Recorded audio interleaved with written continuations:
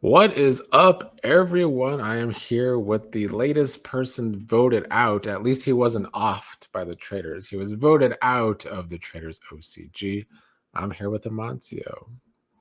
What's up, guys? How you doing? Well, I want to start from the very beginning of the game, if you could remember, because like we were just talking off camera, it's been a good 6 or 7 months. So if you can Yes. remember, coming into the game, what was your game plan as a faithful?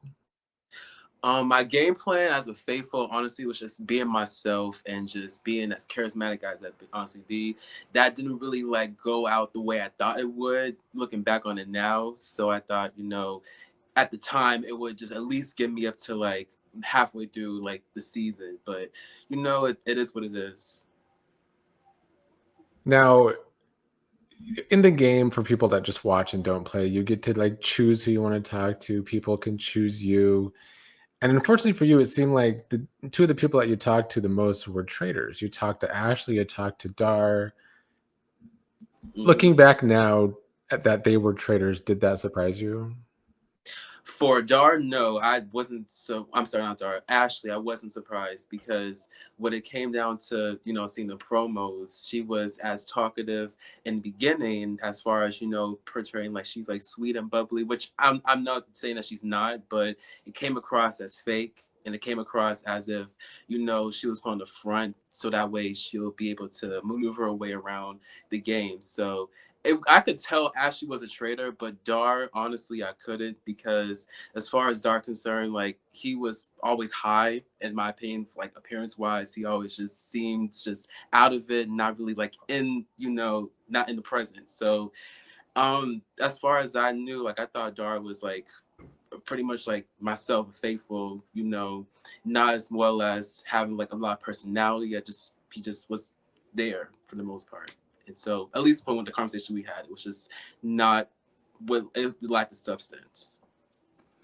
Another person you talked to a lot was actually Jason, and it seemed to start well, but then by the vote, he was one of the main people like pushing you out. Did that surprise you? It did, honestly. Jason and I had like a good conversation for the most part in the beginning, and I was taken by surprise where I was one of his votes to vote me out in the elimination round. So I was just like completely bamboozled by his reasons, and it was just the same reasons as everybody else's, which I was quiet and not really as talkative. But you know what? It's just bandwagon mentality. Yeah, a lot of the players, and even on the podcast, they said you were quiet. Did you feel like you were too quiet? Do you think that was your downfall? I didn't feel like I was too quiet. I was more so observing, It was for one my first time doing a competition game like this. Not really know where I was, going what I'm stepping into initially. So I was just taking in as much as I can, observing everybody's energies and everybody's responses to certain situations and questions. So that was mainly more so a strength that in my opinion, I would say when I was actually, in the game at the time. So it may came across as I was being quiet or had nothing to say, but you know, half the time I really did it. So I really didn't know what they expect me to really come out and say. I'm not gonna just come out and just ramble some just bullshit and just be talking just to talk. So I talk with facts and I talk with authority. So I know what I'm talking about most of the time. So I don't know what they expected, but hey, I can't control everybody. Yeah, in one of your confessionals, you said that you're kind of quiet when you first meet someone, and then you become more talkative after that. I'm honestly the same way in real life. When people first meet me, I'm probably quiet. They probably think I hate them because I'm quiet sometimes. But after a while, I'm gonna be busting chops. Um, Mhm. did you think it was just so early in the game that didn't get a chance to like get your footing on the group? Yes, it was. I think it was way like too early to, really get to know everybody because I was just really getting to know everybody for one.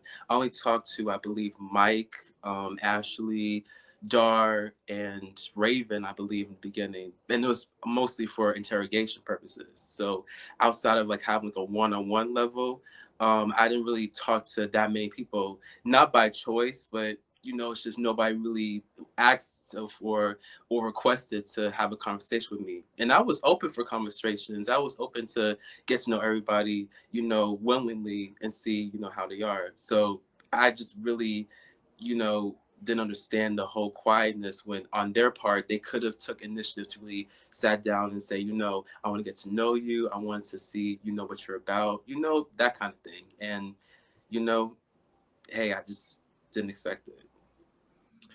One trap that you fell into is you told Dar that you were suspicious of Lori, and he immediately ran that back to Lori. And then you didn't bring it up at the round table. Do you remember why you didn't, or watching it back? Do you know why you didn't?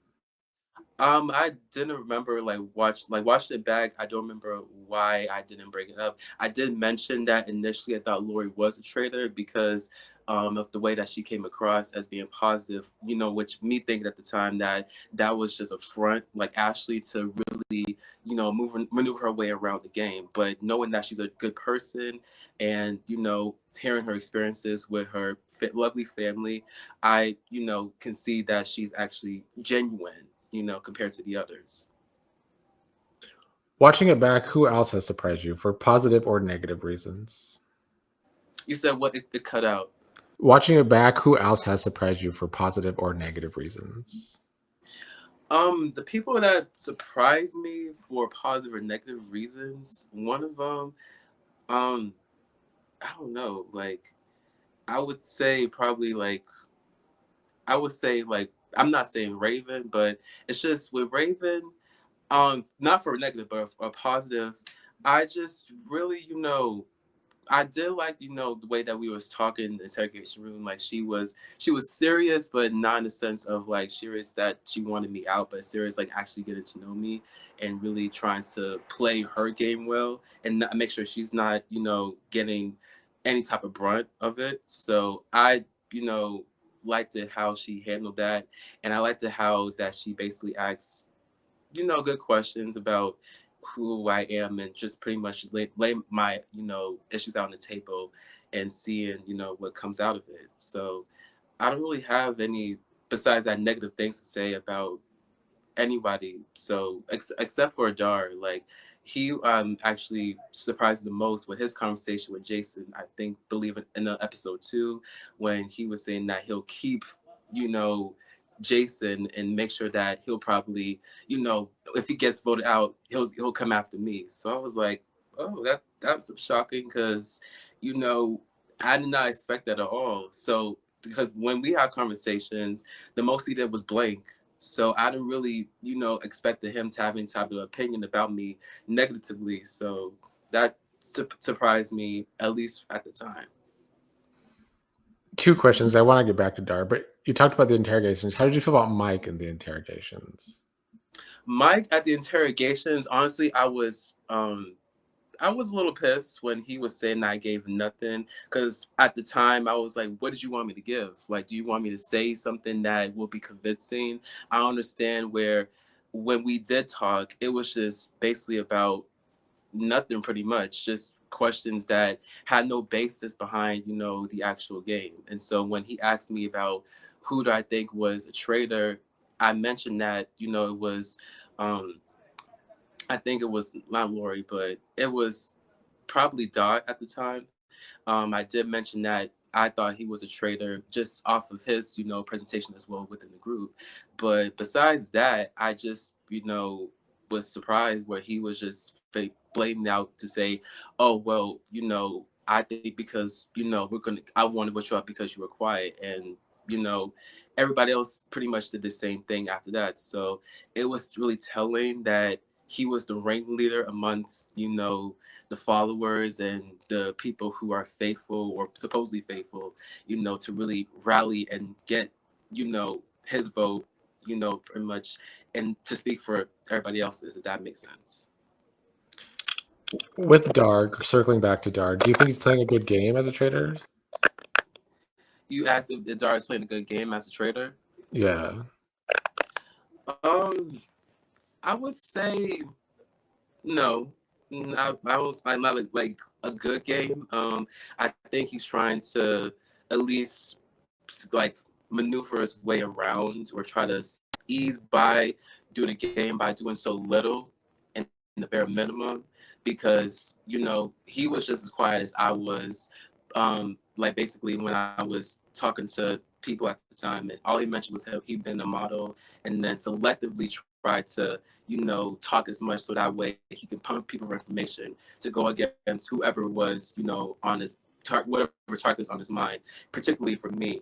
And I honestly, was thinking that was kind of like whack, because if you was trying to really try to play the game well, you could have been upfront and let your intentions know that you want to at least try to have some sort of plan, so that way people will be more aware of what you're doing and know, like, to really follow along, if you get what I'm saying. Basically try to not be sneaky about it if he was a faithful, or if he was a traitor. And I think that his game plan is gonna make him sus. I'm not gonna lie. In your exit, you wish the traitors an ounce of luck, not the faithful. Does that mean you're rooting for the traitors? I honestly said that because I was, for one, mad that everybody was against me, and I felt set up at the time. So I was just saying that as like frustration, and that goes for everybody. That went for the traitors and the faithful. So it's for the ones that voted against me, the ones that I think Elle voted for Lauren. I didn't mean that for her, but specifically for the ones that voted against me for no other reason than me being quiet. That's what I meant by that. So going forward, I don't know if you'll keep watching, but if you are going to keep watching, who are you rooting for then? Or who do you still like?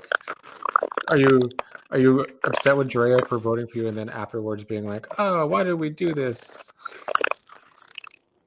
Oh, I'm not even upset with Dre at all. Like, I see, at least she made it known that, her game plan was basically trying to weed out the people who she thought it was a traitor, just like some people.